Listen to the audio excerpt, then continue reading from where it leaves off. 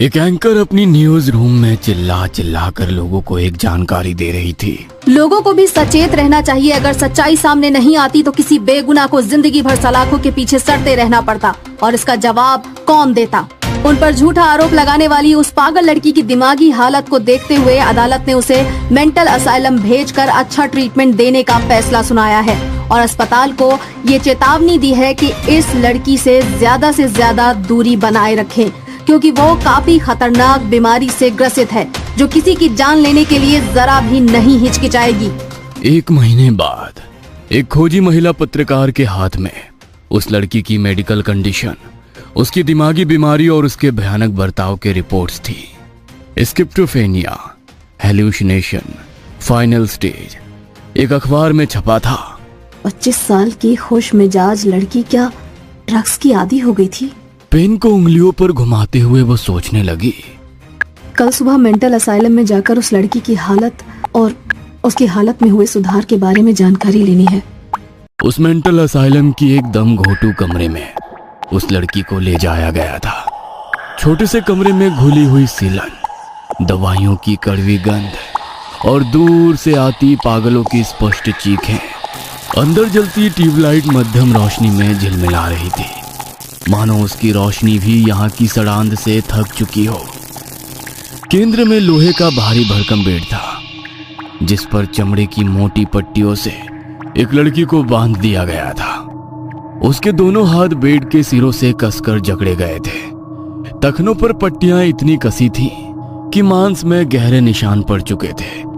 वो छटपटा रही थी, लेकिन उसकी हर कोशिश नाकाम थी। उसके नाखूनों की कोरों से सूखा खून झलक रहा था। शायद उसने खुद को छुड़ाने के लिए पहले भी संघर्ष किया था।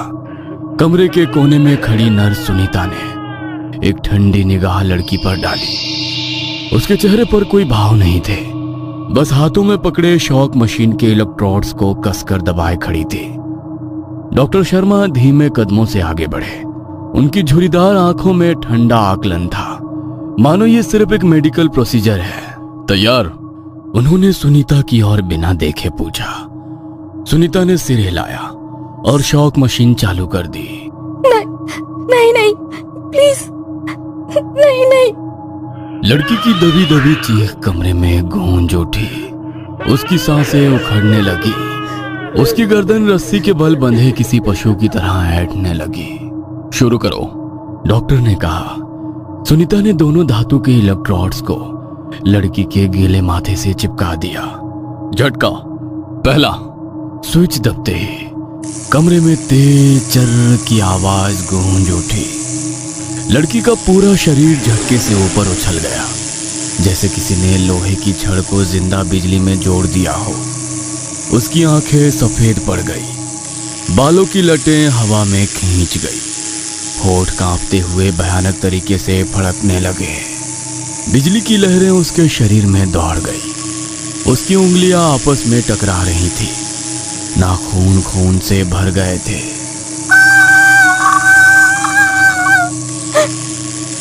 एक दहला देने वाली चीख पूरे कमरे में गूंज उठी। उसकी पीठ झटके से इतनी ऊंची उठी कि कंधों के नीचे की पट्टियां चरमराने लगी। उसके पैरों की हड्डियां बिस्तर के किनारे से टकराई और पट्टियां इतनी कस गईं कि चमड़ी के नीचे की नसें नीली पड़ने लगी। दूसरा झटका। लड़की की मुड़ी हुई गर्दन के नीचे से लार की पतली धार बाहर बह निकली, परंतु डॉक्टर ने सुनीता की झिझक को अनदेखा कर दिया। स्विच ऑन करो। इस बार झटका और भी घातक था। उसकी दाढ़ें कसकर जकड़ गई, मांसपेशियां इतनी जोर से सिकुड़ गई कि उसकी गर्दन की नसें बाहर उभर आईं। कमरे में सिर्फ झटकों की खौफनाक गूंज थी, बिजली की चीखती आवाज और हड्डियों के अंदर तक घुसते दर्द की दहशत। लड़की की आंखें अब स्थिर हो गई थी, होठ जोर से फड़फड़ा रहे थे, मगर उसमें अब शब्दों की ताकत नहीं थी। फर्श पर उसकी नाक से टपकता लाल खून।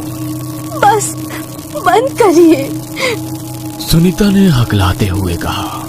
एक और। डॉक्टर का आदेश आया। लेकिन स्विच ऑन करो। लड़की के शरीर ने एक आखिरी असंभव सा झटका लिया। उसकी पीठ पूरी तरह ऊपर उठ गई। उसकी गर्दन अजीब से कोण पर झुक गई। उसकी आंखें सफेद हो चुकी थी, चेहरा पीला पड़ गया था। लेकिन तभी उसकी खुली आंखों में हलचल हुई। वो हंस रही थी,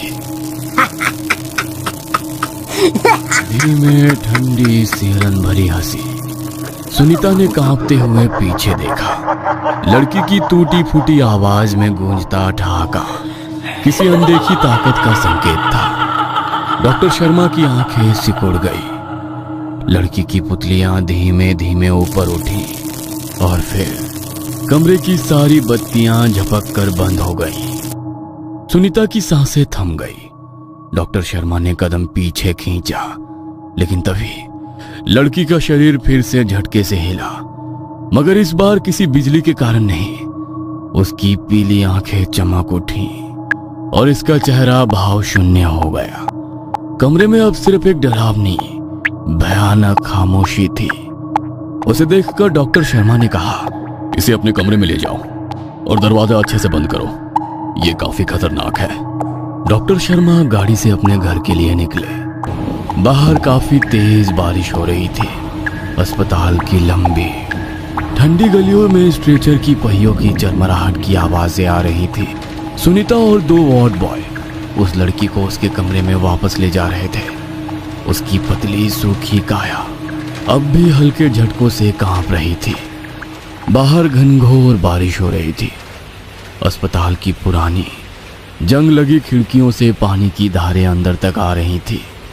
बिजली की कड़कड़ाहट से पूरी इमारत थर्रा रही थी और हर चमकदार बिजली की गूंज पर कुछ मरीज अपने बिस्तरों में सिहर जाते। कुछ सोते रहते तो कुछ बड़बड़ाने लगते। आ रहे हैं, हमें लेने आ रहे हैं। हाँ। सुनीता ने कोई प्रतिक्रिया नहीं दी। वह बस जल्दी से काम खत्म करके यहाँ से निकल जाना चाहती थी। वे स्ट्रेचर को एक संकरी गली से ले जाते हुए कमरे नंबर 313 के सामने रोके। लोहे का पुराना दरवाजा जंग खा चुका था और उस पर पहले से लगे गहरे नाखूनों के निशान अब और भी भयावह लग रहे थे। वार्ड बॉय ने दरवाजा खोला और सुनीता ने लड़की के निश्चल देह को बेड पर रखा। उसकी आंखें खुली थी, मगर उसमें कोई जीवन नहीं दिख रहा था।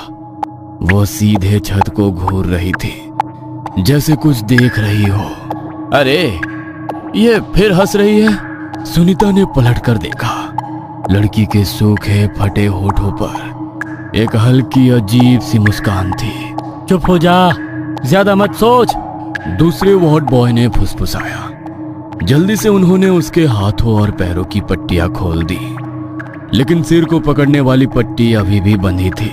अब चलो, सुनीता ने ठंडे स्वर में कहा। वे सभी कमरे से बाहर निकले। दरवाजा जोर से बंद कर दिया गया और मोटे लोहे के लॉक को खटका लगा दिया गया। बारिश और तेज हो गई थी। बिजली लगातार कड़क रही थी। अस्पताल के भीतर मौजूद छायाओं में अंधेरा और घना होता जा रहा था। मेंटल असाइलम के अंधेरे कमरे में हल्की रोशनी झूल रही थी।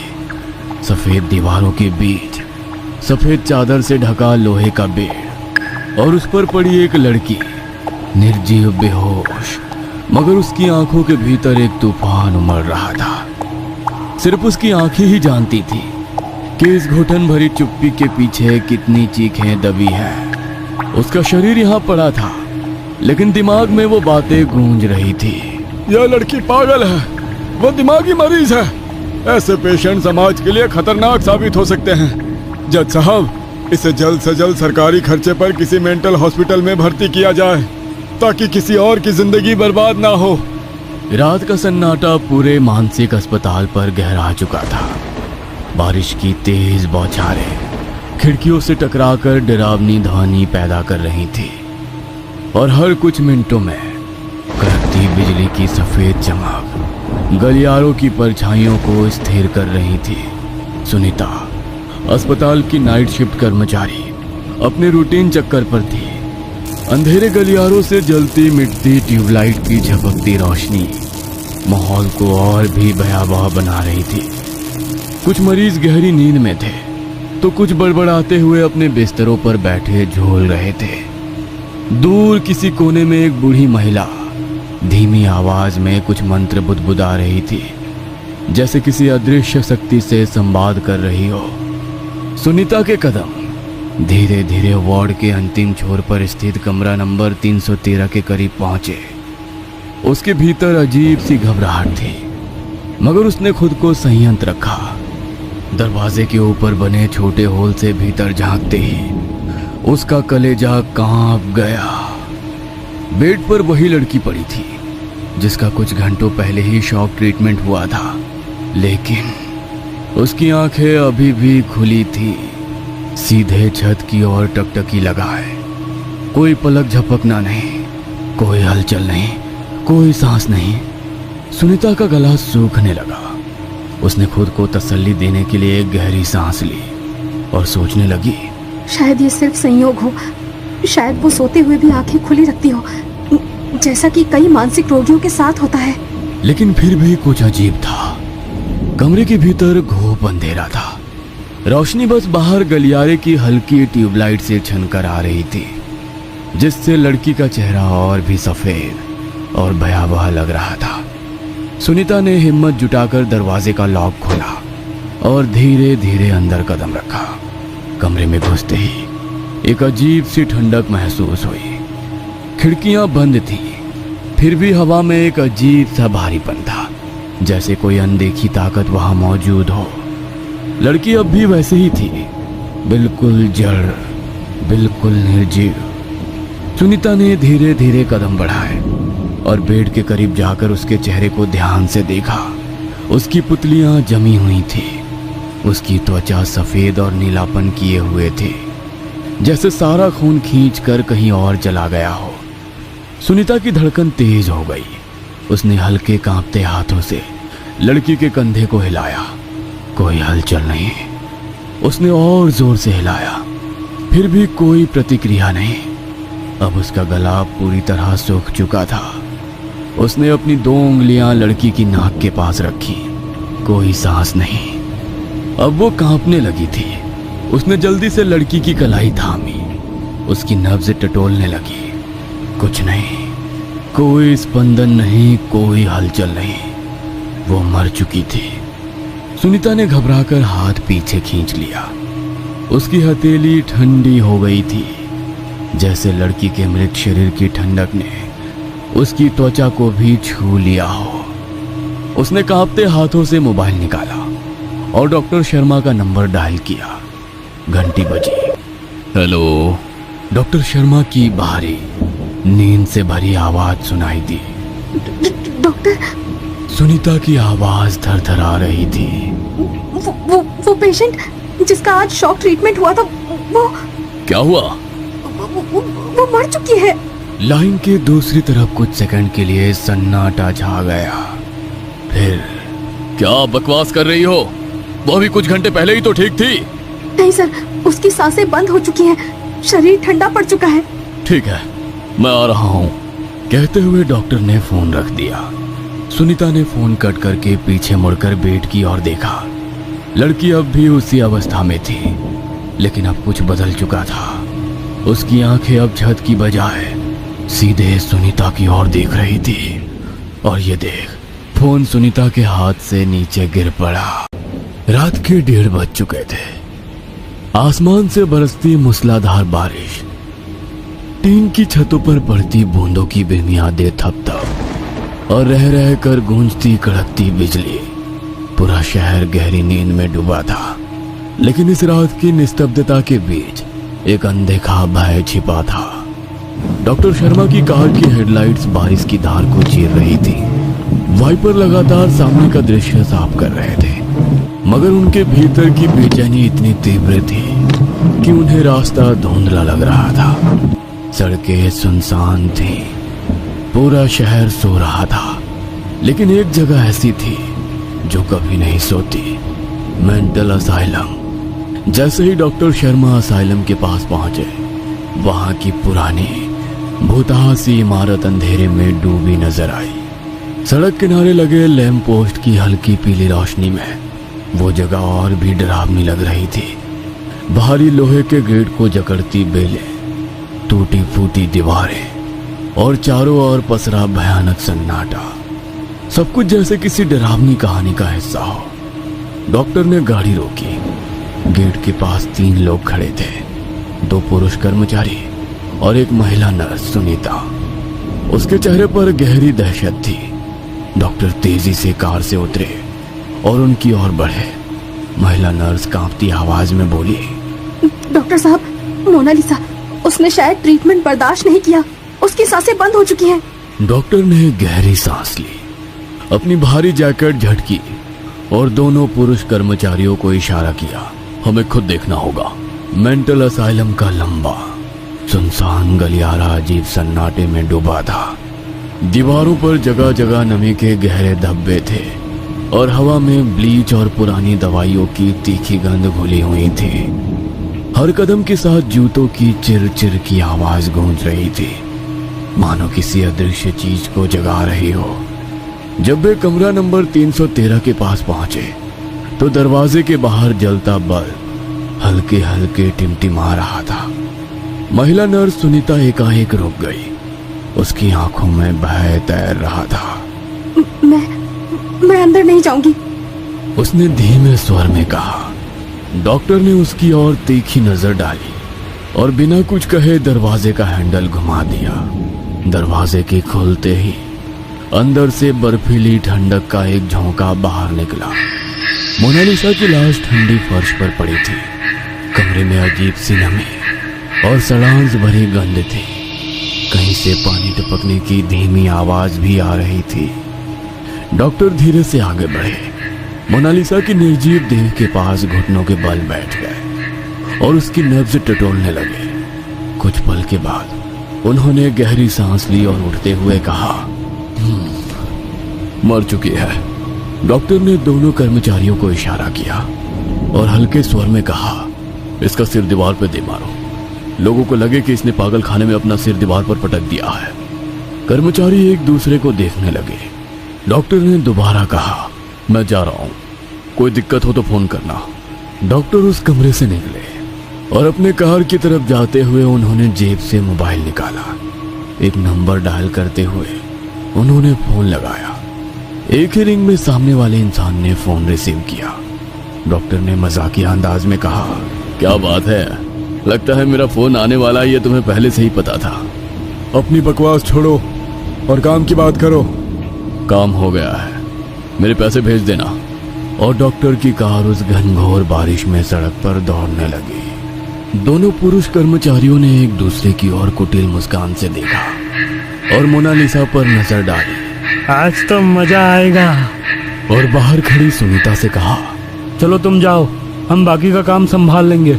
सुनीता भी रुकना नहीं चाहती थी। बगैर पीछे मुड़े वो अपने कमरे की तरफ चलने लगी। बाहर तेज बारिश और बिजली की चमक दिल में खौफ पैदा कर रही थी। सन्नाटे में डूबे उस मेंटल असाइलम में किसी मरीज के चीखने की आवाज से वो एकदम से डर जाती। तेजी से कदम बढ़ाते हुए वो अपने कमरे में दाखिल हुई और दरवाजा बंद कर लिया। गहरी सांस ली। आज पहली बार उसे डर लग रहा था। वो अपने बेड पर बैठ गई और टेबल पर रखी पानी की बोतल उठाई। तभी पता चला कि कमरे की चाबियां तो वो अपने साथ ले आई है। 2 घूंट पानी पीकर वो दोबारा अपने बेड से उठी और दरवाजा खोलकर बाहर देखा। बाहर जानलेवा सन्नाटा फैला था, पर वो चाबियां लेकर वार्ड से चलते हुए मोनालिसा के कमरे की तरफ जाने लगी, जहां वे दोनों पुरुष कर्मचारी थे। कमरे के पास पहुंचकर जैसे उसने भीतर झांक कर देखा, वो सन्न रह गई। क्या कर रहे हो तुम लोग? एक कर्मचारी मोनालिसा के मृत शरीर के साथ गंदी हरकत कर रहा था।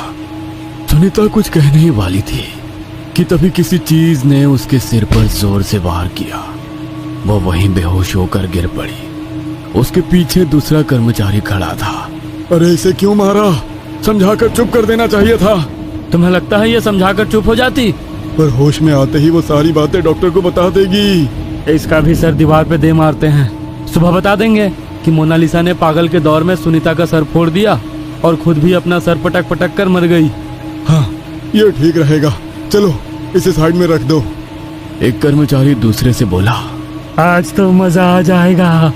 दूसरा कर्मचारी सिर हिलाते हुए बोला। तू शराब की बोतल लेकर आ, मैं गाड़ी से कुछ सामान लाता हूँ। दोनों पुरुष कर्मचारी कमरे से बाहर निकले और कमरा बंद कर दिया। मोनालिसा की लाश अब भी वैसे ही पड़ी थी, मगर उसकी एक उंगली धीरे धीरे हिल रही थी। कमरे के बाहर बारिश और तेज हो चुकी थी।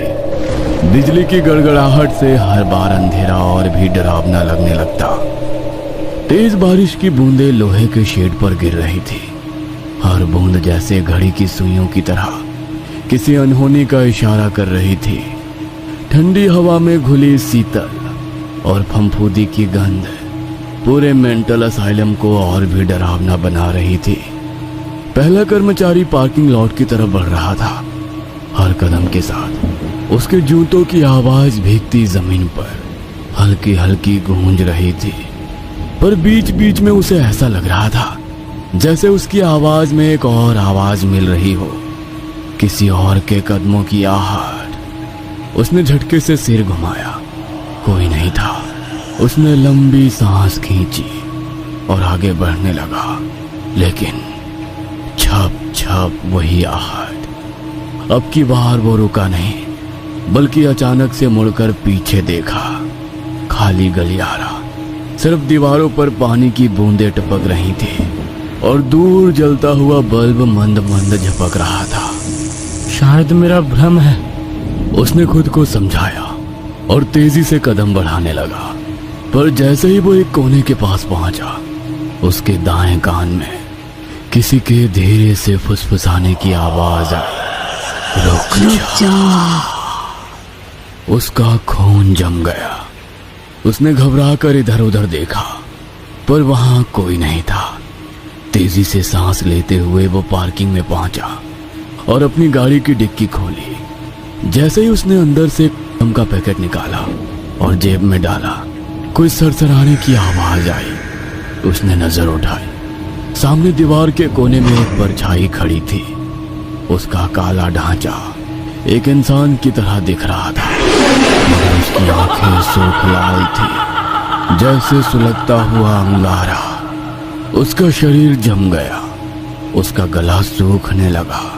वह आकृति हिली नहीं, वो बस वहीं खड़ी थी, उसे देखती हुई। कौन है वहां?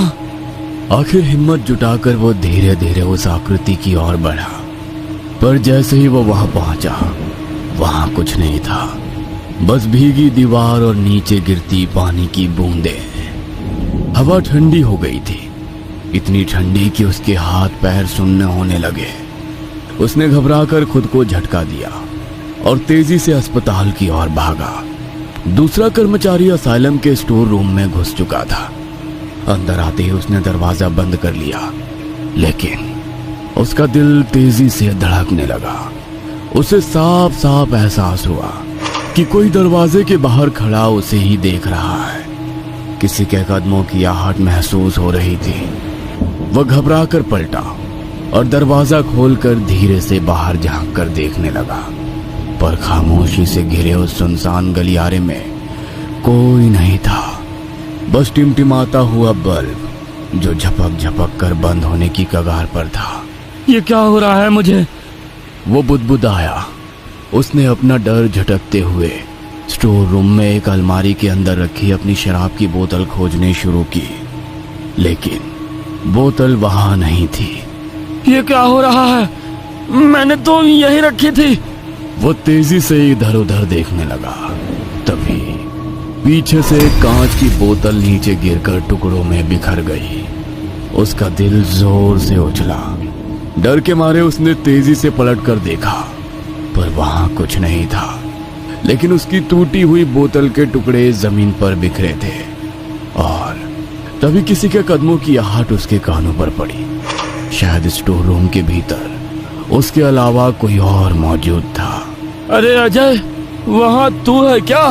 पर कोई जवाब नहीं आया। लोहे के बड़े बड़े रेक के बीच से चलते हुए वो देखने लगा, पर उसे कोई नजर नहीं आ रहा था। तभी उसकी नजर कुछ दूर दरवाजे के पीछे रखी लकड़ी की अलमारी के शीशे पर गई। थोड़ा अंधेरा होने की वजह से साफ नजर नहीं आ रहा था, पर किसी की परछाई उसे शीशे में दिखाई दे रही थी। वो साया उसी को देख रहा था। अजय, वहां क्या कर रहा है? चलते हुए वो उस अलमारी के पास पहुंचा तो कोई नहीं था। वो सोच में पड़ गया। शीशे में वो परछाई किसकी थी? पर अलमारी के उस खुले दरवाजे के भीतर एक बड़ी शराब की बोतल दिखाई दी। ये किसकी बोतल है? किसकी भी हो, अपने को क्या? उसने शराब की बोतल उठाई और अपनी जेब में जबरन घुसेड़ने लगा। पहला कर्मचारी तेज कदमों से मोनालिसा के कमरे की तरफ चलने लगा। उसके दिमाग में शैतानी ख्यालों ने घर कर लिया था। पर यह पहली बार नहीं था। इससे पहले भी वो ऐसे ही कई महिलाओं को और लड़कियों को अपनी हवस का शिकार बना चुके थे। जिंदा तो जिंदा, पर महिलाओं की लाशों के साथ भी वो लोग घिनौनी कृत्य करने में जरा भी नहीं हिचकिचाते थे। मोनालिसा के कमरे के पास पहुंचा और दरवाजे पर लगा लॉक निकाला। कमरे के भीतर दाखिल हुआ तो वो महिला जमीन पर लहूलुहान हालत में पड़ी थी। उसने बेड पर नजर डाली तो उसके पैरों के नीचे से जमीन खिसक गई। वह सन्न रह गया क्योंकि मोनालिसा की लाश वहां पर नहीं थी। वह सोच में पड़ गया क्योंकि महिला कर्मचारी सुनीता अभी भी जमीन पर बेहोश पड़ी थी, किंतु मोनालिसा, उसकी लाश कहाँ गई? उसका गुस्सा फूट पड़ा। उस हरामी ने मुझे धोखा दिया। क्या हुआ है वो समझ चुका था। उसका साथी यानी दूसरा कर्मचारी मोनालिसा की लाश को कहीं और ले जाकर अकेले ही मजा कर रहा था। उसकी आंखों में गुस्से की लपटें जल उठी। वो दांत पीसते हुए दूसरे कर्मचारी को खोजने निकल पड़ा। इधर स्टोर रूम से बाहर निकलकर दूसरा कर्मचारी सीधा मोनालिसा के कमरे में पहुंचा, लेकिन जैसे ही वो कमरे में दाखिल हुआ उसका चेहरा सफेद पड़ गया। मोनालिसा कहाँ गई? और उसके दिमाग में भी वही ख्याल आया। उसी के साथ अपने दोस्त की तलाश में वो कमरे से बाहर निकला। बारिश अब हल्की पड़ चुकी थी, लेकिन असाइलम के गलियारे में एक अजीब सन्नाटा था, जैसे कोई अनदेखी ताकत यहाँ के हर कोने में छिपकर बस यही समय का इंतजार कर रही हो। पहला कर्मचारी गुस्से में पैर पटकता हुआ स्टोर रूम की ओर बढ़ा। साला यहीं छिपा होगा। दरवाजे पर पहुंचकर उसने उसे धक्का दिया। कर आवाज करते हुए दरवाजा खुला और एक ठंडी हवा का झोंका उसके चेहरे से टकराया। इतनी ठंडी कि उसकी हड्डियां कांप उठी। उसने झटके से अंदर कदम रखा और चारों ओर देखने लगा। अंधेरा, गहरा काला अंधेरा। बस दूर एक कोने में हल्का सा बल्ब टिमटिमा रहा था। उसने स्विच दबाकर लाइट चालू कर दी। पीली रोशनी में पुरानी अलमारियां, धूल से भरे फर्नीचर और कोनों में जमी मकड़ियों की जालियां दिखने लगी। अबे कहाँ छुपा है? बाहर आ! उसने गुस्से में चिल्लाते हुए अपने साथी को आवाज दी। कोई जवाब नहीं आया। हवा अब भी सर्द और भारी थी, जैसे कमरे में कोई और भी मौजूद हो। उसने धीरे धीरे आगे कदम बढ़ाते हुए कहा, मुझे पता है, मोनालिसा को लेकर तू यहीं कहीं छुपा है। चल अब नाटक बंद कर, बाहर आ! अपने दोस्त को आवाज देते हुए वो आगे बढ़ने लगा। फर्श पर पड़े पुराने कागज और धूल उसके पैरों के नीचे दबकर सरसराने लगी। तभी उसकी नजर नीचे फर्श पर पड़ी। एक अलमारी के पीछे जमीन पर पड़ी मोनालिसा का चेहरा नजर आ रहा था। सफेद, स्थिर, निर्जीव। उसके मन में एक ही ख्याल आया, ये कमीना लाश को यहाँ घसीट कर ले आया और अब इसके साथ मजे कर रहा है। गुस्से से उसकी आंखें लाल हो गई। उसने तेजी से कदम बढ़ाए, लेकिन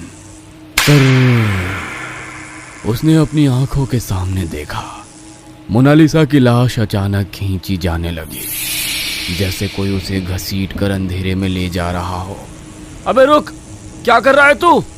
उसने गुस्से में दहाड़ा और अलमारी को लांघ कर वहां तक पहुंचा, पर कुछ नहीं था। मोनालिसा की लाश गायब हो चुकी थी। उसका दिल जोर से धड़कने लगा। तभी दूर एक अलमारी के पीछे फर्श पर फिर वही चेहरा दिखाई दिया, मोनालिसा का निर्जीव चेहरा। अबे कमीने, तू क्या कर रहा है? उसने दांत पीसते हुए अपने साथी को चेतावनी दी, पर इस बार लाश और तेजी से घसीट ली गई। जरूर उसके कदम ठिठक गए। गुस्से में वो दौड़ता हुआ अलमारी के पीछे पहुंचा, पर वहां कुछ भी नहीं था, सिर्फ धूल। अब उसे सचमुच गुस्सा आने लगा।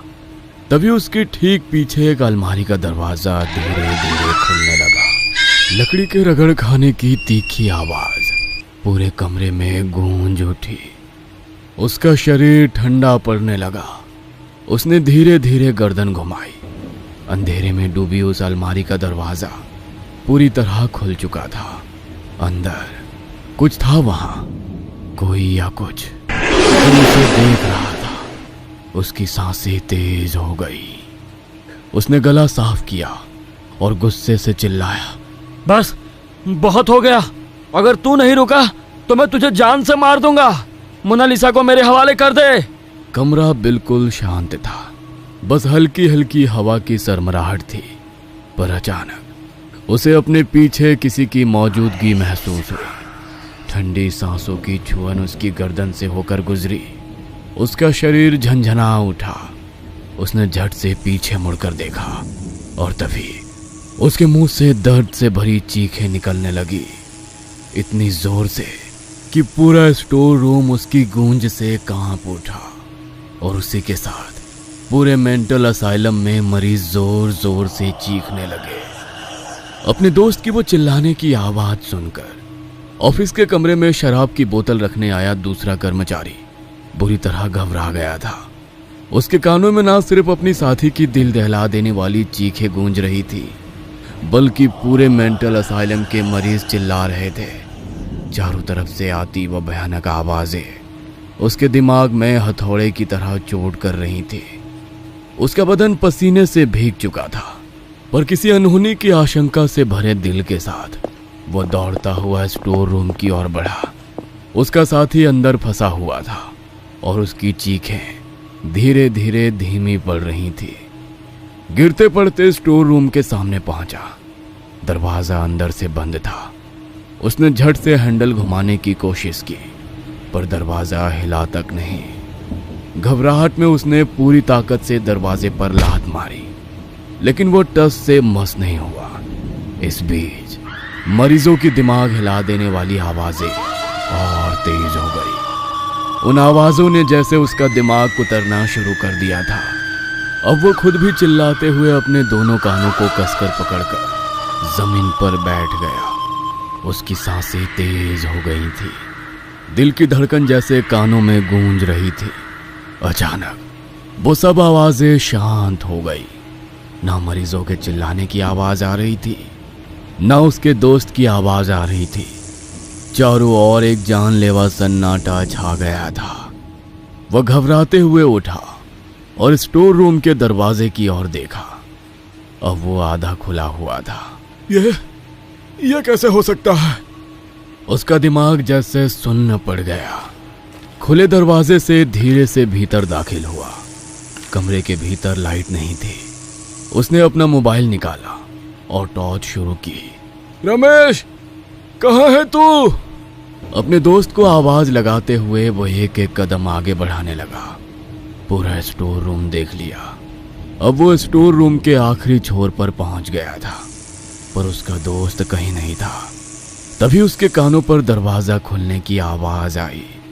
उसने पीछे मुड़कर देखा तो स्टोर रूम के उस दरवाजे से उसका दोस्त बाहर जाता दिखाई दिया। अरे रमेश, रुक जा, कहाँ जा रहा है? अपने दोस्त को आवाज लगाते हुए वो स्टोर रूम के उस दरवाजे की तरफ दौड़ने लगा। स्टोर रूम काफी बड़ा था। दौड़ते हुए वो दरवाजे तक पहुंचा और बाहर गया तो उसका दोस्त मेंटल असाइलम के आखिरी छोर पर जाता दिखा और अंधेरे में गुम हो गया। वो रास्ता तहखाने की तरफ जाता था। उसने दोबारा दौड़ लगाई और तेजी से सीढ़ियां उतरकर नीचे आया, पर तभी कुछ कदमों पर स्थित दाईं तरफ के कमरे का वो दरवाजा एकदम से बंद होने की आवाज आई। वह उस कमरे के पास पहुंचा और दरवाजा पीटते हुए बोला, रमेश, मुझे पता है तू अंदर है। जल्दी से मोनालिसा को लेकर बाहर आ, वरना मैं डॉक्टर को फोन कर दूंगा। तभी दरवाजा खुलने की आवाज आई। उसका दिल जोर जोर से धड़क रहा था। पोस्टमार्टम रूम का दरवाजा उसके सामने था, पुराना, जंग खाया हुआ और डरावनी चुप्पी से भरा। उसने धीरे से हाथ बढ़ाया और कांपते हुए दरवाजे को धक्का दिया।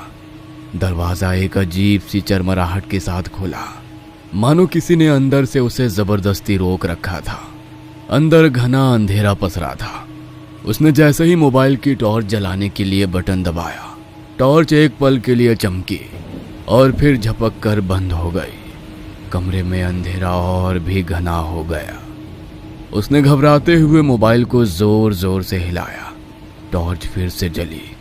हल्की हल्की रोशनी में उसने चारों ओर नजरें दौड़ाई। पोस्टमार्टम रूम की दीवारों पर पुराने खून के धब्बे सूख कर काले पड़ चुके थे। टाइल्स जगह जगह से टूटी हुई थी। लोहे के कहीं जंग लगे औजार एक टेबल पर अस्त व्यस्त पड़े थे, जैसे किसी ने इनका इस्तेमाल कर किसी को चीरा हो और फिर जल्दी में छोड़ दिया हो। टॉर्च की हल्की रोशनी में कोने कोने पर जमी गहरी धूल और मकड़ी के जाले भी साफ साफ नजर आ रहे थे। फिर अचानक बिजली की एक झलक कमरे में चमकी और तुरंत बंद हो गई। उसका शरीर सुन्न हो गया था। कुछ देर तक वो हिम्मत जुटाकर खड़ा रहा, लेकिन तभी उसे लगा जैसे कोई उसके ठीक पीछे खड़ा हो। किसी की ठंडी सांसें उसकी गर्दन के पास महसूस हो रही थी। उसका गला सूख गया।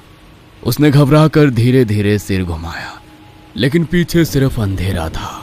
फिर कमरे की बत्तियां अचानक एक पल के लिए फिर से जल उठी और उसने जो देखा उससे उसकी रूह कांप गई।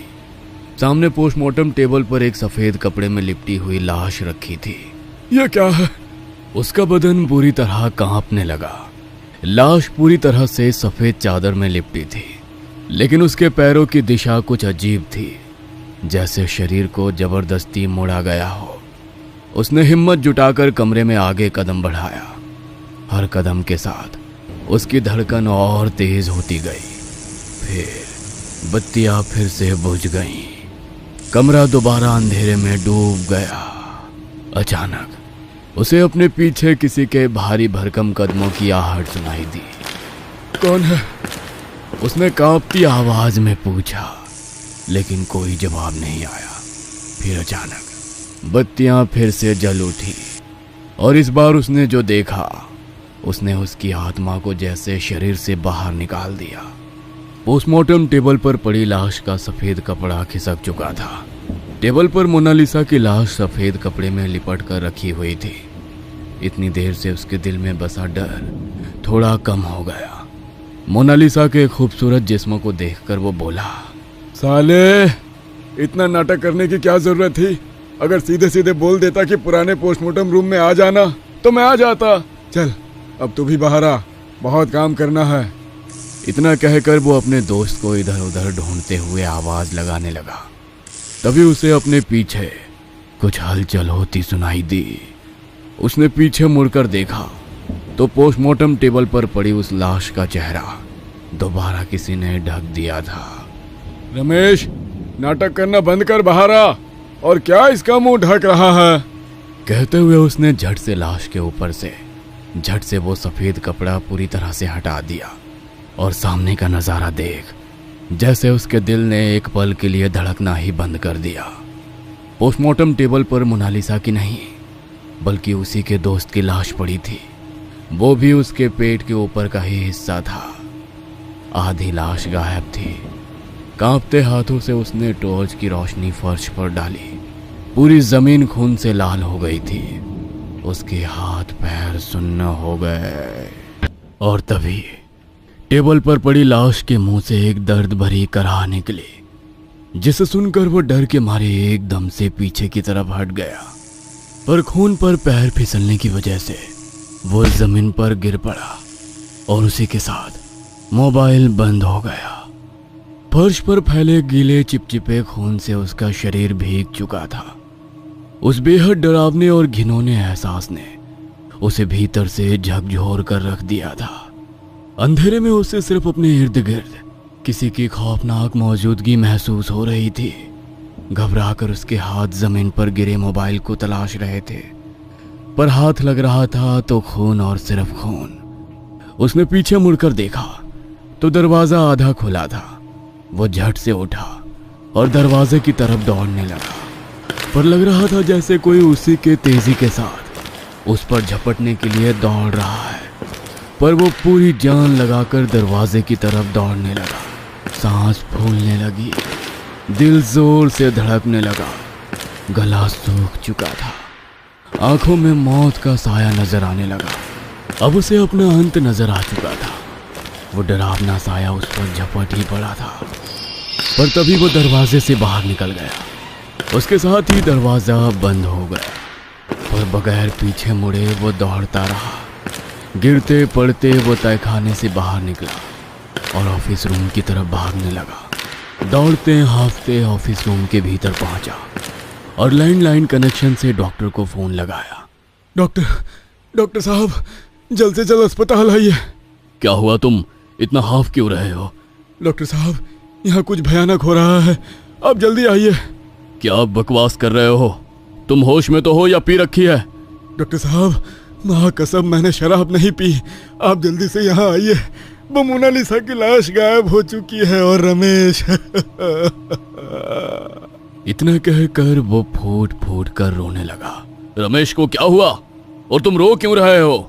रमेश को किसी आगे कुछ बोलता, इससे पहले फोन कट गया और बाहर कहीं शॉर्ट सर्किट से बिजली चली गई। अब पूरे अस्पताल में जानलेवा अंधेरा और गहरी खामोशी फैल गई, और उस खामोशी में उसे अपने दिल की धड़कन साफ सुनाई दे रही थी। छोटी सी आवाज भी होती तो वो सिहर उठता। बिना आवाज किए उसने धीरे से टेबल का ड्रॉअर खींचकर भीतर हाथ डालकर टटोलने लगा। एक टॉर्च हाथ लग गई, बटन दबाकर टॉर्च शुरू की और उस टॉर्च की रोशनी में अपने आजू बाजू देखने लगा, पर गहरी खामोशी के अलावा कुछ नहीं था। तभी उसे अपने कमरे के बाहर किसी के चलने की आवाज सुनाई दी, पर बाहर जाकर देखने की उसमें बिल्कुल भी हिम्मत नहीं थी। वो चुपचाप उस कमरे के एक कोने में दुबक कर बैठा डॉक्टर साहब का इंतजार करने लगा। रह रहकर उसका शरीर सिहर उठता। तभी झट से दरवाजा खोलकर उसका दोस्त रमेश भीतर दाखिल हुआ और उस पर गुस्से से चिल्लाते हुए बोला, क्या बे साले, मोनालिसा कहाँ है? अकेले अकेले मजा लूटना चाहता है?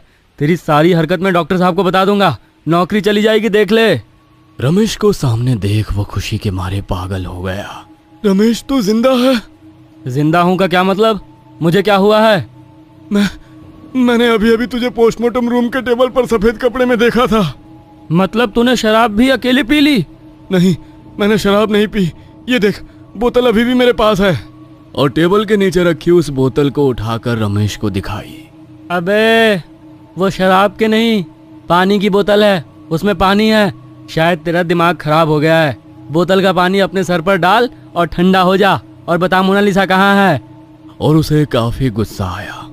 उसने सचमुच वो बोतल अपने सर पर डालकर खाली करके बोला, मुझे सच में नहीं पता मोनालिसा कहाँ है। अरे मैं खुद उसे ढूंढ रहा हूँ और खून से सने मेरे हाथ देख। इतना कहकर उसने अपने खून से सने हाथों को सामने करके रमेश को दिखाया, पर उस कमरे में उसका दोस्त नहीं था। वो अकेला उसके कमरे में खड़ा था और अजीब सी स्मेल उसे अपने कपड़ों से आ रही थी। उसने जमीन पर पड़ी उस बोतल को देखा तो वो अति ज्वलनशील द्रव्य था। कुछ देर पहले वो शराब की बोतल समझकर वो बोतल उठा ले आया था और अब उसने अपने ऊपर उस ज्वलनशील द्रव्य को डाल दिया था। तभी उसे अपने पीछे किसी की आहट महसूस हुई। मोनालिसा की गूंजती हंसी उसके कानों में किसी तपते लावा की तरह घूलने लगी। मुझे माफ कर दो, मैं दोबारा किसी के साथ ऐसी हरकत नहीं करूंगा। वो रोता बिलखता हाथ जोड़कर अपनी जान की भीख मांगने लगा। तभी उसे एक कार का हॉर्न सुनाई दिया। उसकी आंखें चमक उठी, दिल में खुशी की लहर दौड़ गई, क्योंकि यह हॉर्न डॉक्टर साहब की कार का था। मतलब वे आ चुके थे।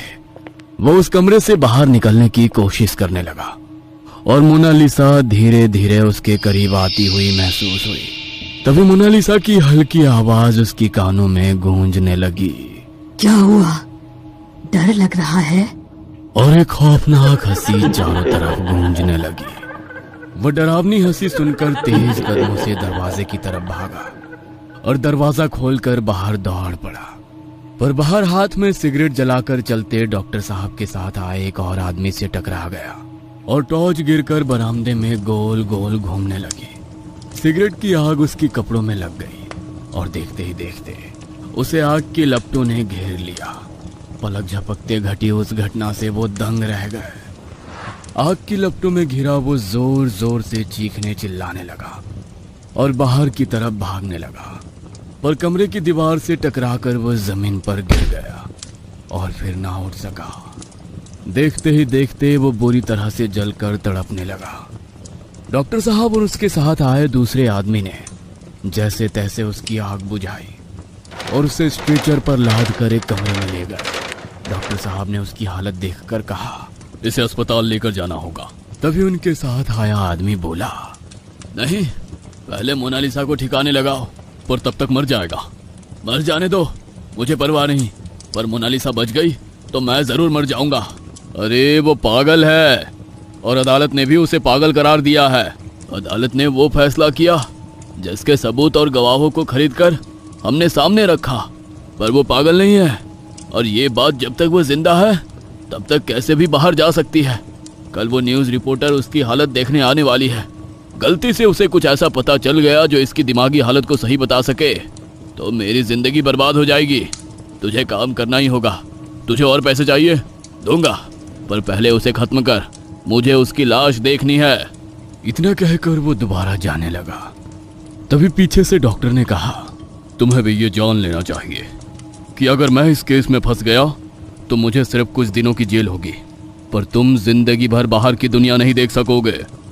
इसलिए बेहतर होगा कि अपने दोस्तों को बुलाकर यहाँ जो भी परेशानी खड़ी हुई है उसे सुलझाने की कोशिश करो। डॉक्टर की बात सुनने के अलावा उसके पास कोई और चारा नहीं था। अपनी कार में बैठते हुए उसने अपनी बाकी साथियों को कॉल लगाया। डॉक्टर ने भी मुट्ठी भींचते हुए जमीन पर पड़ी टॉर्च उठाई और मोनालिसा के कमरे की तरफ जाने लगे। उनके जूतों की आवाज उस सन्नाटे को चीरते हुए पूरे अस्पताल में गूंजने लगी। दरवाजा खोलकर उन्होंने भीतर रोशनी डालकर देखा तो वहां मोनालिसा की लाश नहीं थी, ना ही सुनीता थी। अब वो सुनीता को आवाज लगाकर गलियारे में घूमने लगे। सुनीता, कहाँ हो तुम? रमेश, सुनीता, कहाँ हो तुम लोग? और तभी वो एक जगह रुक गए। उन्होंने देखा कि तहखाने की तरफ उतरती उन सीढ़ियों से कोई नीचे जा रहा है। उन्होंने हाथ में पकड़ी टॉर्च की रोशनी डाली, पर तब तक वो जो कोई भी था पोस्टमार्टम कमरे के भीतर जा चुका था। उन्होंने सीढ़ियां उतरना शुरू की और पोस्टमार्टम कमरे के बाहर खड़े होकर दरवाजा पीटने लगे। रमेश, सुनीता, क्या तुम दोनों अंदर हो? देखो, तुम्हारे अफेयर से मुझे कोई लेना देना नहीं है, पर इस वक्त हम एक बड़ी मुसीबत का सामना कर रहे हैं। जल्दी से बाहर निकलो और मेरी मदद करो। पर अंदर से कोई जवाब नहीं आया। वह दरवाजे पर दस्तक देने ही वाले थे, पर तभी दरवाजा खुद ब खुद भीतर की तरफ खोलने लगा। वह भीतर दाखिल हुए तो टॉर्च की रोशनी में उनकी नजर पोस्टमार्टम टेबल पर गई, जहां सफेद कपड़े में एक लाश रखी हुई थी। वे हैरान हो गए, ये किसकी लाश है और यहाँ किसने रखी? ये पोस्टमार्टम कमरा तो कई सालों पहले ही बंद किया गया है। वे धीरे धीरे भीतर की तरफ जाने लगे। तभी पीछे से दरवाजा बंद होने की आवाज आई। उन्होंने झट से मुड़कर देखा, पर बिना कुछ सोचे वो उस लाश की तरफ चलने लगे। गहरे सन्नाटे में आवाज आ रही थी तो बारिश की बूंदों की। वे धीरे धीरे लाश के करीब पहुंचे और लाश के ऊपर ढका कपड़ा हटाकर देखा तो वे सन्न रह गए, क्योंकि उस टेबल पर मोनालिसा की लाश थी। इसकी लाश यहाँ लाने की क्या जरूरत थी? ये दोनों मुझे एक दिन बुरी तरह फंसा देंगे।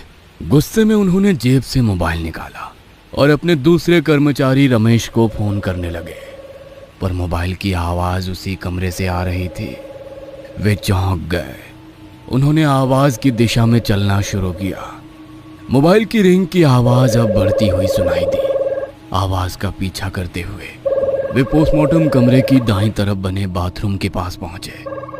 हाथ में पकड़ी टॉर्च की लाइट की रोशनी अब भी आंख में चौली खेल रही थी।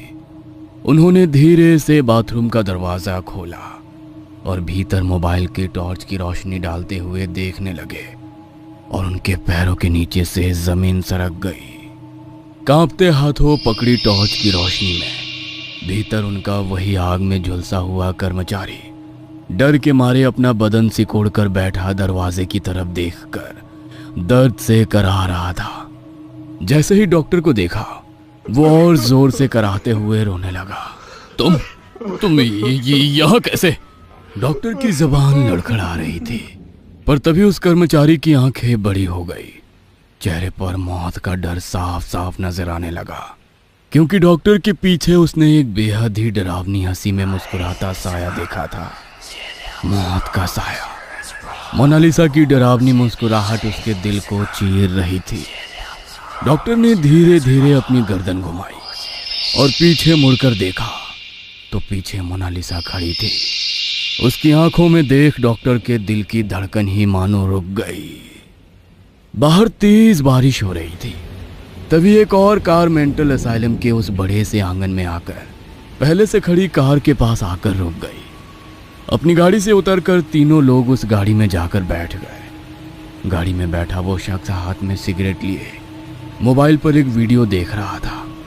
उसकी तरफ देखते हुए घबराए हुए दूसरे शख्स ने पूछा, क्या बात है, हमें यहाँ क्यों बुलाया? मोबाइल पर उस वीडियो को देखते हुए सिगरेट का कश लेकर वो शख्स धीरे से बोला, मजा मिलकर किया था ना, तो बाकी बातों से मैं अकेला क्यों निपटूं? तभी कार के सामने की कांच पर टॉर्च की रोशनी पड़ती दिखाई दी। उसने वाइपर शुरू करके देखा तो डॉक्टर वर्मा इशारे से बुला रहे थे। चलो सब कुछ निपटा कर आते हैं। मोबाइल गाड़ी में रखकर चारों अस्पताल के भीतर जाने लगे। बारिश और तेज हो गई और वो मेंटल असाइलम पूरी तरह से रात के घने अंधेरे में खो गया। दूसरे दिन न्यूज चैनल पर लगातार न्यूज चल रही थी। न्यूज एंकर चिल्ला चिल्ला कर वो न्यूज बता रही थी। क्या अपने ऊपर हुए अत्याचार की रिपोर्ट पुलिस में दर्ज करना गुनाह है? आज हम ये सवाल इसलिए उठा रहे हैं क्योंकि उसने अदालत से इंसाफ की उम्मीद की थी, पर उसे कहाँ पता था कि इंसाफ के लिए पैसे की चादर बिछानी पड़ती है। उस मासूम का तो एक बार हो गया, पर भरी अदालत में उन गुनहगारों को बचाने के लिए उनके चार वकील उस पीड़िता को ही दोषी साबित करते रहे। उसे बदचलन, जिस्म बेचने वाली, धंधा करने वाली कहकर उसका मानसिक रेप किया गया और इससे भी एक कदम आगे जाकर इसी को उसका पेशा दिखाया। वो चीखती रही, चिल्लाती रही तो उसे मानसिक तौर पर बीमार साबित किया गया। अदालत ने उसे मेंटल असाइलम भेजकर गुनहगारों को बाइज्जत रिहा कर दिया और पिछले 1.5 महीने से वो मेंटल असाइलम में शॉक ट्रीटमेंट झेल रही थी। पर हम आज ये क्यों बता रहे हैं? क्योंकि कल उसकी हत्या हो गई। जी हाँ, सही सुना आपने, उसकी हत्या की गई। और सिर्फ उसकी ही नहीं, उस अस्पताल में काम करने वाले 2 और कर्मचारियों की भी हत्या कर दी गई। और ये हत्या किसी और ने नहीं बल्कि उन्हीं 4 दरिंदों ने की है, जिसके पक्के सबूत पुलिस के पास है। पुलिस ने बताया कि रात के समय मोनालिसा को खत्म करने 4 दरिंदे अस्पताल पहुँचे। पहले सुनीता नाम की महिला कर्मचारी ने विरोध किया तो उसके सर में डंडा मारकर बेहोश कर दिया, पर जब 2 कर्मचारी उसे बचाने आए तो इन 4 ने उनमें से एक को तेज धार वाले हथियार से काट दिया और दूसरे को जिंदा जला दिया। पर जिसे जिंदा जलाया उस कर्मचारी ने मरते वक्त डॉक्टर को फोन करके इसकी जानकारी दी। उन दरिंदों ने डॉक्टर पर भी जानलेवा हमला किया। डॉक्टर को दिल का दौरा पड़ने की वजह से वे आईसीयू में भर्ती हैं और महिला कर्मचारी पर अस्पताल में इलाज चल रहा है। और पुलिस ने 4 दोषियों को गिरफ्तार कर लिया है, जिनके पास मिले मोबाइल के भीतर वो वीडियो भी मिला है जिसमें साफ साफ नजर आ रहा है कि मोनालिसा का रेप इन्हीं 4 ने मिलकर किया था। मोनालिसा तो मर चुकी है, पर क्या अब ये इंसाफ उसके लिए कुछ मायने रखता है? तभी वो महिला एंकर एकदम से चुप होकर कुछ सुनने लगती है। शायद उसके पास कोई ब्रेकिंग न्यूज पहुंच गई थी। उसकी आंखें आश्चर्य से बड़ी हो गई और थोड़ा गुस्से में वो न्यूज बताने लगती है। बेहद शर्मनाक न्यूज। पोस्टमार्टम कमरे से मोनालिसा का शव गायब हो चुका है। ये बेहद ही शर्मनाक घटना है। इतनी लापरवाही, एक पीड़िता का शव पोस्टमार्टम कमरे से गायब हो चुका है। और इधर बेड पर पड़ी सुनीता अपने सामने चल रही उस न्यूज को देखकर खुद से बुदबुदाई। अब वो खुद फैसला करेगी कब, किसे, कहाँ और किस तरह की मौत देनी है।